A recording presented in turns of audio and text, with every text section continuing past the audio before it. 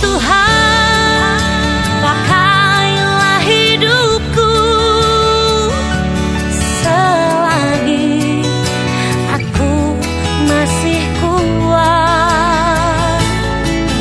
Bila saatnya nanti ku tak berdaya lagi, hidup ini sudah jadi berkah.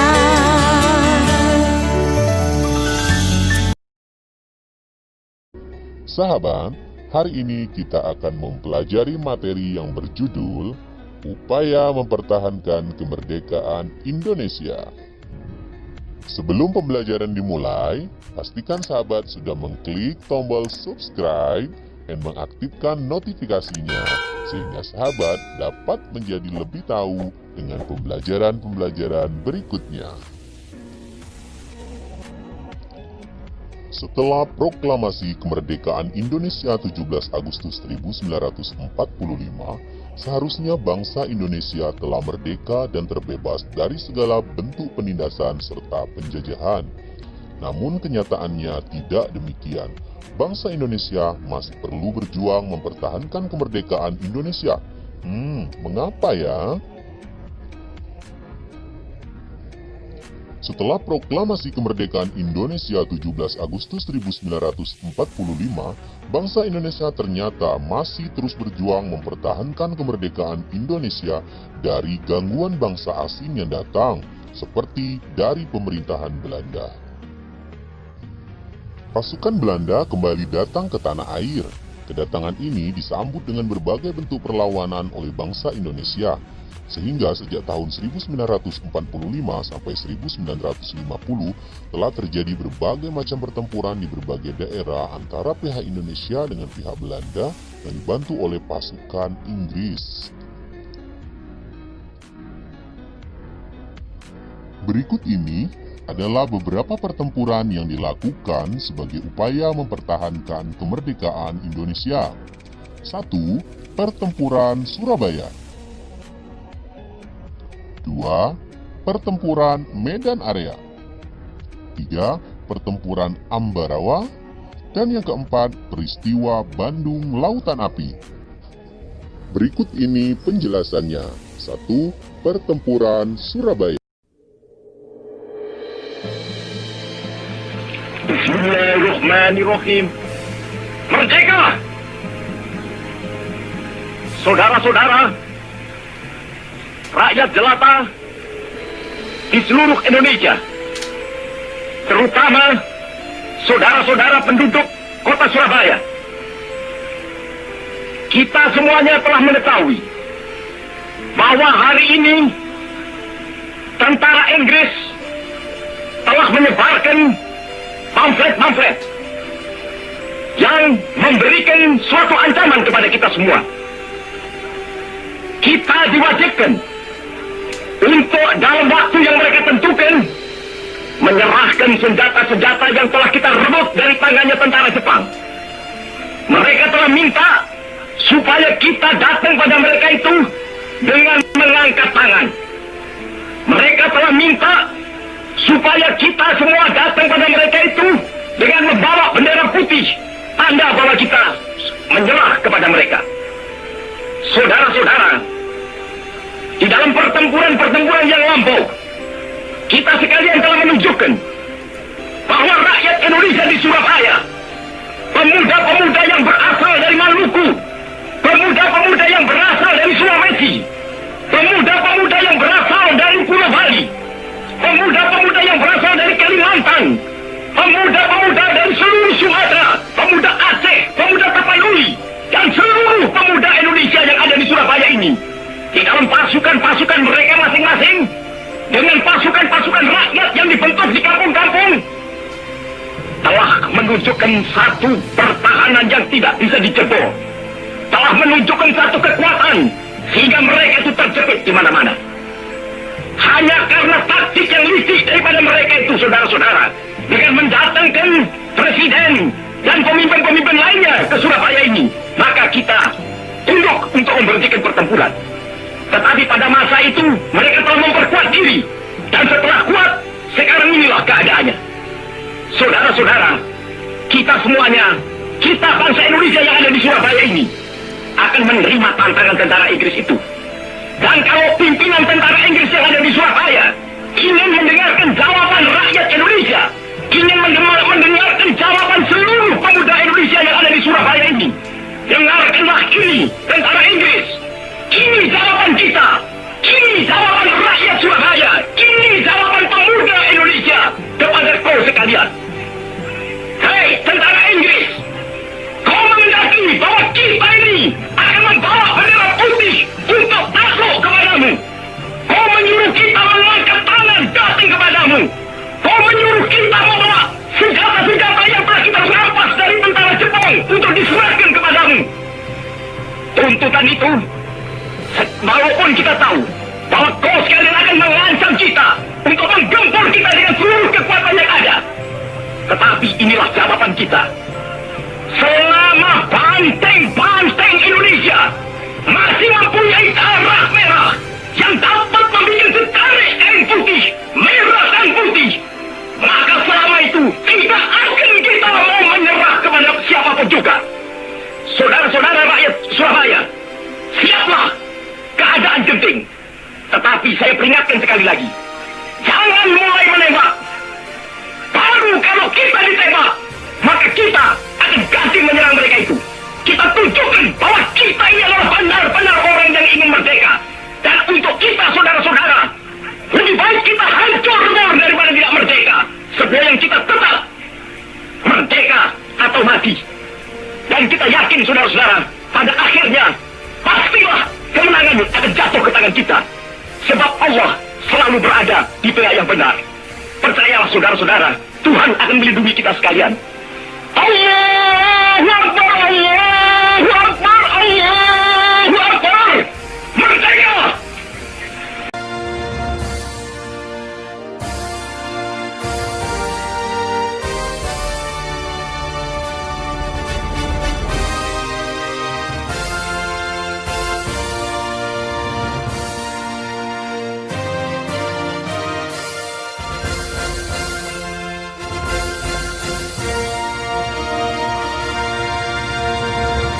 Pertempuran Surabaya.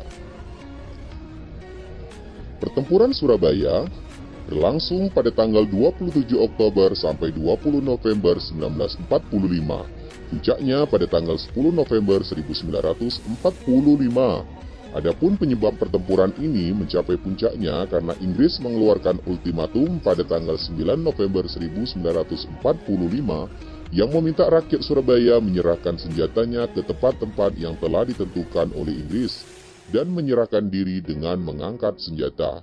Namun ultimatum tersebut ditolak oleh pihak Indonesia. Akhirnya pada tanggal 10 November 1945 terjadi pertempuran yang sangat dahsyat. Pasukan Inggris menggempur Surabaya dari darat, laut, dan udara. Peristiwa 10 November ini diperingati sebagai Hari Pahlawan. Yang kedua, pertempuran Medan Area.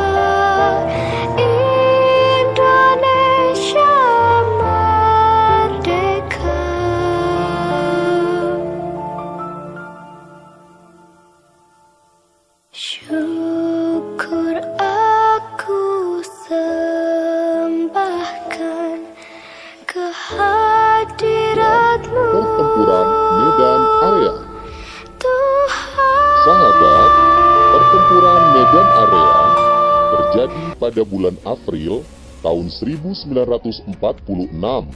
Penyebab pertempuran ini karena tentara sekutu dan Belanda ingin mengambil alih kekuasaan atas kota Medan. Akhirnya, penduduk tidak terima dengan hal itu sehingga terjadilah perlawanan.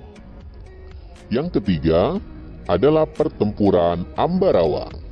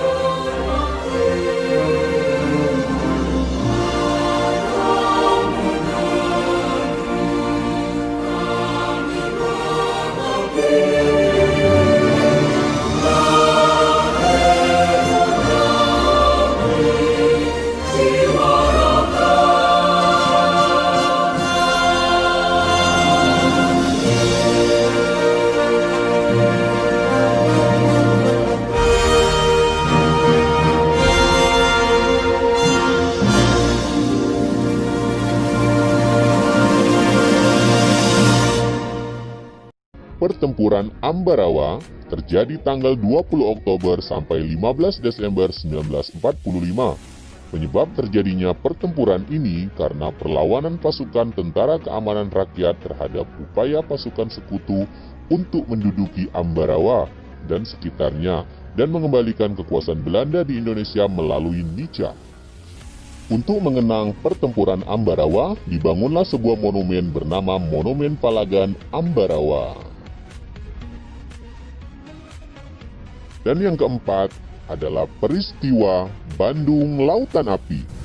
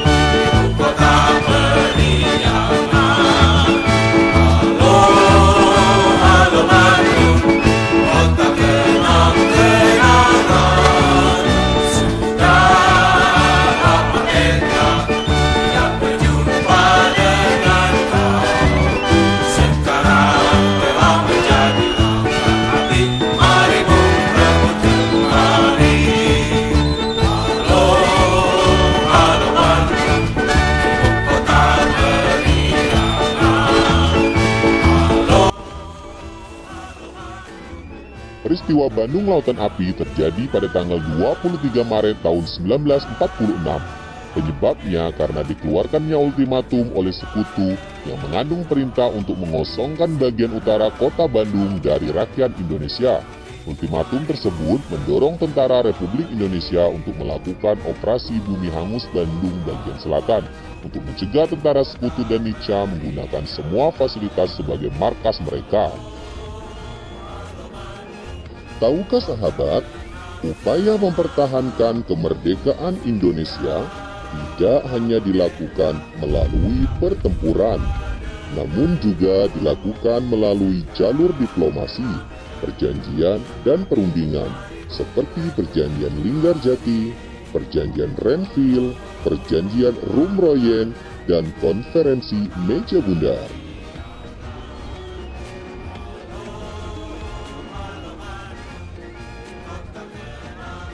Perjanjian Linggarjati. Perjanjian Linggarjati adalah perundingan antara Indonesia dan Belanda di Linggarjati, Jawa Barat, yang menghasilkan persetujuan mengenai status kemerdekaan Indonesia.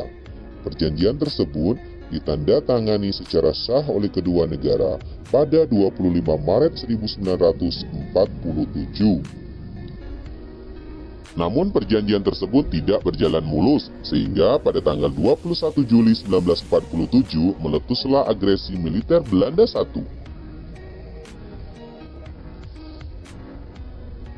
Perjanjian Renville. Perjanjian ini dilakukan antara Indonesia dan Belanda. Perjanjian ini ditandatangani pada tanggal 17 Januari 1948 di atas kapal perang Amerika Serikat USS Renville yang berlabuh di pelabuhan Tanjung Priuk, Jakarta. Perundingan dimulai pada tanggal 8 Desember 1947. Perundingan ini ditengahi oleh Komisi 3 negara, yaitu Amerika Serikat, Australia, dan Belgia. Delegasi Indonesia dipimpin oleh Amir Syarifuddin, sedangkan delegasi dari Belanda dipimpin oleh R. Abdul Qadir Wijoyo Atmojo.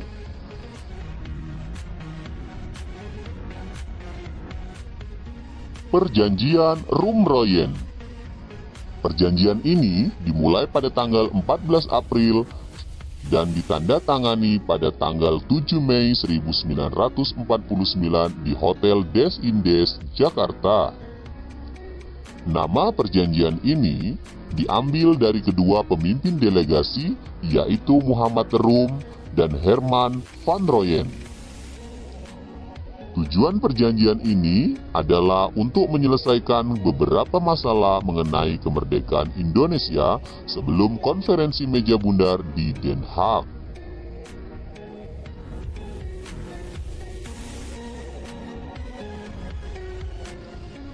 Terakhir, konferensi meja bundar 23 Agustus sampai dengan 2 November 1949.